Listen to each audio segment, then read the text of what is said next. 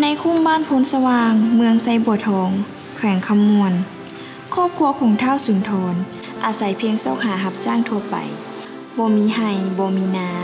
และเก็บเครื่องปลาของดงพอได้นำไปขายเพื่อหาเลี้ยงชีวิตครอบครัวมานานหลายปีในสารคดีเรื่องนี้จะแสดงให้เห็นว่าชีวิตการเป็นอยู่ของสุนทรกับนางบี้ผู้เป็นเมียเป็นคือแนวใดในปัจจุบัน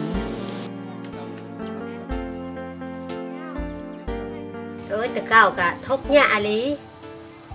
บ่มีพิชังแล้วแหละโง่ควายกับบ่มีพิชังกับบ่มีทกเนี่ยข้าวกินกับบ่มีโยสารบุ่งสารยังขายไปฮะซื้อข้าวลูกเขาปองอยู่มือพุ่นแล้วข้าวมันแพงได้ตอนนั้นนะเปล่านึก2,500พอ2,800อ่างถึงแท้50 โลนะ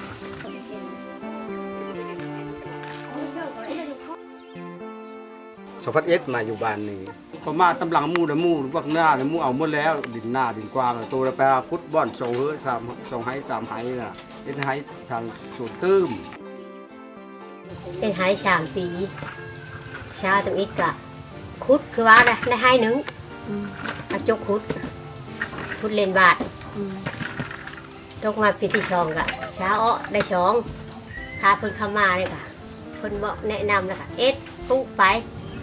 เลิกกินแล้วเขาขายเพิ่นบอกปี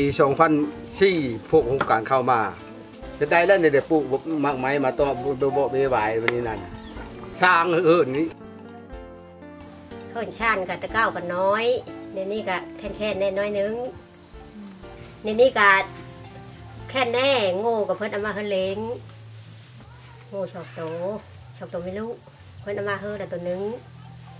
ได้ลูกตัวนึงแล้ววิทย์ถ่ายก็ได้ทอน้ำช่างก็ได้หนองเล้งปลาก็ได้เพิ่นเอามาเฉลยนะ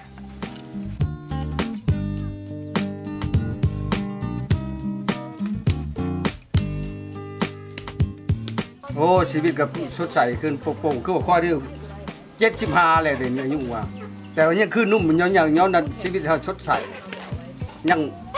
แข็งแห้งอยู่แข็งแห้งย้อนมันหมุนใจเฮาช่วงแรงแล้วผู้เฮ็ด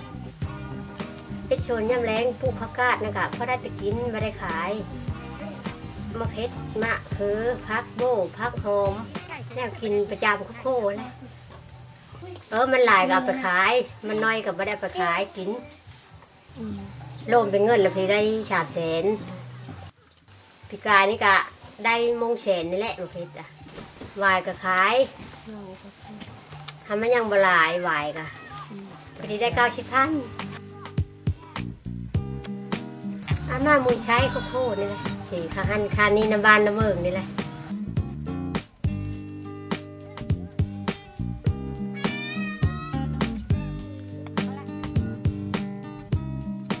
เพราะรู้สึกว่า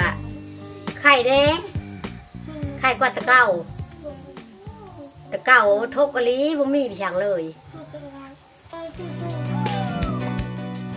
แกจะพาอันนี่แหละความดีใจนี่แหละนำโครงการกะคนมาช่วยเหลือชุบนิ้วกันดีใจคอยกะ